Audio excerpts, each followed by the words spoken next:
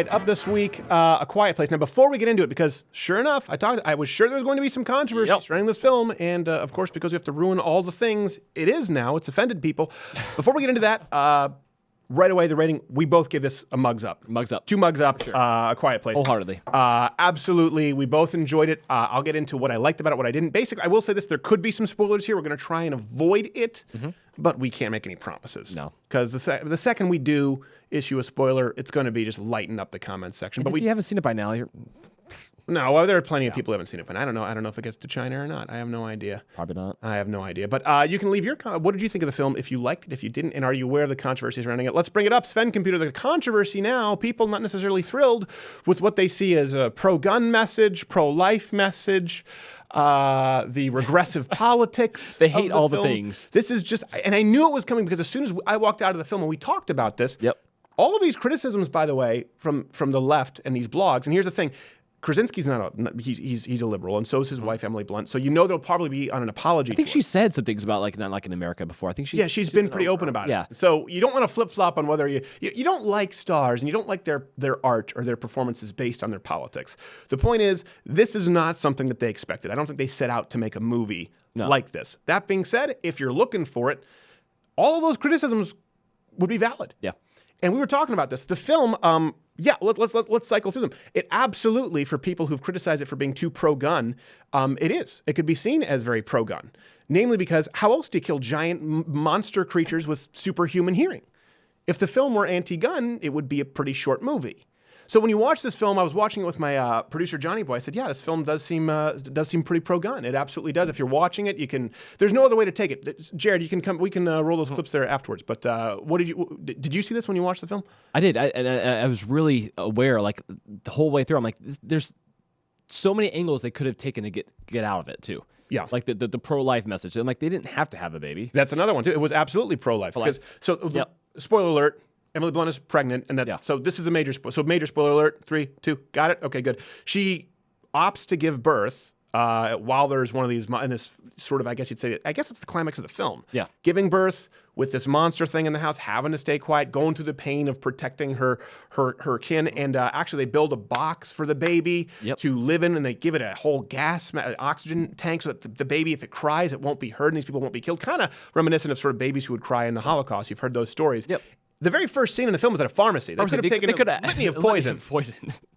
That's what I'm like. There's a million ways they could have gotten out of that situation, but they didn't. Right. Which, I mean, does it lend up to the movie? Sure, but it seemed intentional. Well, it overall can certainly be seen as a pro-life message. Certainly, listen, this is kind of more so it's tossing heaping coals on the head, salt on the wound, pro-family, pro-Christian. I don't think it's necessarily actively those things. Again, none of this is proactive, but they do pray at dinner, and it's not mocked, which is very rare for a film. So I could see how, again, we're watching it going like, oh, they're just saying a prayer before dinner, and that's it. Yeah, whereas I can see someone at Salon watching it going, they're saying a prayer before dinner, and that's it? There better be Allah on the other line. There better be a commentary about how pedophiles aren't monsters on the next reel. When I see those burn marks, I want to see some kind of gender non-conforming pedophile. And it was pro-family just through the mere fact that the father was taking care of the family, and this was a tightly knit family. So yeah, pro-gun, pro-life, pro-family, I can see it. Certainly pro-patriarch. Absolutely. This is one thing, absolutely. This is it is almost, I mean, I could see how the left could see it, almost comical. This is the quintessential patriarchal family strong system. Father figure. It's never seen as a negative, by the way. No. And here's something else that's very important to note. It's still a very strong female character. Absolutely. This isn't a woman. This isn't a fake, atomic blonde hitting someone with a stiletto, which would do absolutely zero other than piss somebody off. This is a strong female character who, spoiler alert, takes out some of the monsters, is basically a mama bear protecting her children, but also goes through hell herself too. Goes through hell absolutely herself, and comes out stronger, but is submissive, kind of in like the biblical sense, to her husband, in the sense that the husband says, "Listen, I'm going to go do this. Get this done, take care of the kids this way, then I'm going to go do this. I need you to stay here and do A, B, C, and D." If she were a feminist, it'd be a short movie. If the wife were to question everything the husband says, it would be a short movie. And at no point do you sense that there's any kind of animosity because of a strong father figure who's trying to provide. No. And it's not as though she's weak and she's a secondary character. This is what we call, as Christians, complementarianism. Yep. They're both equally important, but they serve two different purposes. And I can absolutely see how if someone on the left were watching this film, they would see a pro-patriarchy message, because It's kind of there. And this is one thing I will say, this is kind of proof positive that I've talked about this, that conservatives and sort of right-wing ideas make for better films. If you think about all the things that make, look at the top movies of all time. I can bring that up.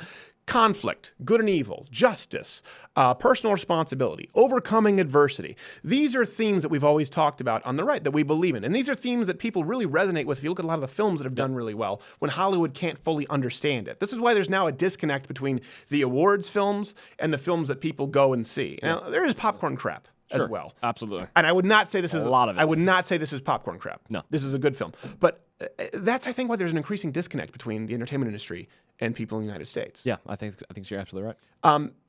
Can you imagine for a second a film like this, if the characters in the movie acted the way leftists advocated? So you have self-sacrifice, for example, from the main actor, John Krasinski. I forgot his name in the film. Basic white guy name. Yep. To save his children and his baby. Would have been way easier to abort the baby, of course. If there's no good and evil, no conflict, who cares about the film? These films like this, the films that people really resonate with, it's not only about overcoming adversity and personal responsibility, but it's about overcoming adversity. It's human nature. This is kind of an irony that we've talked about with people who are upset about this patriarchy, or people who talk about gender societal conditioning. Films are very reflective. They're supposed to kind of play on emotional strings. That's what they're designed to do. Particularly a scary movie. Fear is a very basic, primal, emotive response. It's a very visceral, emotive response to an emotion. And then it translates to actions, how people act out of fear. And in this case, the only people trying to recondition anyone are the people saying that all of gender, that all of our basic instincts are societally conditioned. The people trying to recondition are people saying, oh, listen, toxic masculinity, like with this film. No, this is very basic. A man wants to go out and sacrifice himself for his children. A man wants to go out, be a hunter-gatherer, protect his children. And guess what? A mom wants to protect and nurture. Yeah. This is why it resonates with people, because you watch it and you feel something really deeply going, oh my God, what if that were my kid? Oh my gosh, what if you're a kid going, what if that were my dad? Or you're going, oh my God, what if I were pregnant? Women watch it and go, oh my God, she's pregnant, and they feel that. It resonates with them. And we're told from the left that this is societal conditioning, while they are, in fact, trying to recondition us. They're trying to recondition us from our most basic instincts. You find the Hutu tribesmen out in the plains of whatever country that doesn't even exist, so don't try and fact check that. You're going to see fathers protecting, hunting, gathering, and mothers being nurturing, and mothers being violently protective of their babies. And that's what you see in this film. Yeah, absolutely. And I think it's... I think you're going to see people look for a groundswell of unhappy people retroactively giving negative reviews now, and probably an apology tour from John Krasinski and Emily Blunt, because, like I said, you see all it takes is one review. And then you find 8. Well, yeah, today's backstreet blogs are tomorrow's HuffPo front page. So right, I think you're going to see that start small, start little, and then just explode into exactly. Where people are going to go, well, you know what, they might have a point, and then they're going to have breakout panels, about the PTSD that occurred from people watching this because they felt as though this woman, she was obligated to bear the child. Like, it really does hit on that. And I will say, one film that is just the most blatantly pro-life film that I've seen in a long time is Brawl in Cell Block 99 with Vince Vaughn. I can't believe that was an accident. But I do think it's a lot easier for leftists to accidentally make conservative films. You don't really see the opposite. Again, it's really easy to make a film that deals with conflict, personal responsibility, that deals with overcoming adversity. Look at every single big film that people love. This is the triumph of the human condition. That's what makes movies interesting. Successful liberals, if you look at John Krasinski or Emily Blunt, they're liberals. They haven't lived with the views they've espoused. No. Guarantee you John Krasinski got rejected. No. It's a tough racket to be an actor like that. That guy failed, picked himself up by his bootstraps, and is a rugged individualist. He just doesn't necessarily believe that everybody else can do it. Yeah, nobody who's been successful lives by the rules of No, the world. You can't. You can't. It's impossible. It's self-defeating. Yeah, exactly. And people want to be, people create, this is another human instinct. People create teams, people create villages, they want to have communities, but they want to be independent. Human beings naturally do not want to be dependent on another human being. That's not a triumphant story. It's not a triumphant story for someone to walk in and get a handout and that's the end of the film. It's a triumphant story for the man to overcome adversity or someone to not overcome adversity and someone else to carry that torch, as you see in this film. So I will say about this movie, just as far as why I really liked it, it was scary. It was paced well. Yep. The acting was really good. It was well directed. But I will say this, it is absolutely a series of gimmicks after another that are very effective. I don't mean that necessarily in a bad way, but you remove that and you remove the ability for the film. Gimmick sounds a little pejorative, though. Yeah. I definitely mean it in a way. Like someone sat down and was like, okay, how can we kind of manipulate the audience with these I would say crutches a little bit, but they use them well. I'm so silent. I want to stab people around me eating popcorn. I want to stab myself eating popcorn.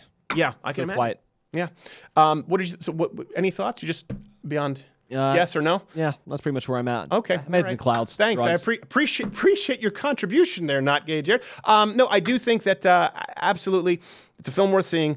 It's kind of gimmicky, and it's like you know the basic premise, right? Of course, people have to be quiet. Okay, then you find out why, and then each scene is okay, maybe there's a flooding scene. Maybe there's now there's a superhuman hearing.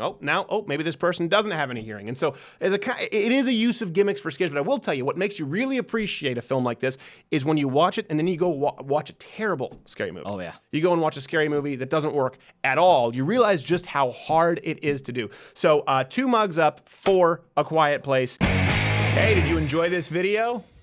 Here's the thing, you're here, this is the end of so we don't care because you already watched it, but if you really didn't like it and you want to justify it, leave a comment below telling us why you didn't like the video. And if you liked us, let us know, and subscribe to the channel, because that lets the overlords at YouTube know that, you know what?